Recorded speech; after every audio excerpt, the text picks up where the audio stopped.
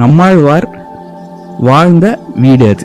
இப்போ நீங்கள் பார்க்குறது வாழ்ந்த வீடு. மிக எளிமையாக அதில் அவர் மின் இணைப்பை கூட எடுத்துக்கல. அந்த அளவுக்கு ஒரு எளிமையான வள்ளுவருடைய கொள்கைகளை அடிப்படையாக கொண்டவர். இயற்கை மீது ஒப்பற்ற காதல்னு சொல்லுவோம், இல்லை அன்புன்னு சொல்லலாம். அவ்வளவு நிறைந்தவர். இந்த நம்மாழ்வார் குடில், இந்த இடம், இதை நம்மளுடைய இளைஞர்களும் குழந்தைகளும் கண்டிப்பாக இவருடைய கால்கள் பதியணும். அது மிக மிக மிக அவசியம். நான் ஏன்றதை தொடர்ந்து இந்த காணொலியில் உங்களுக்கு சொல்கிறேன். பாருங்கள், ஒரு வள்ளுவம்ன்ற பேரோட அவருடைய மிக எளிமையான குடில் ஒரு பாதுகாப்பு காரணமாக பூட்டி வச்சுருக்காங்க.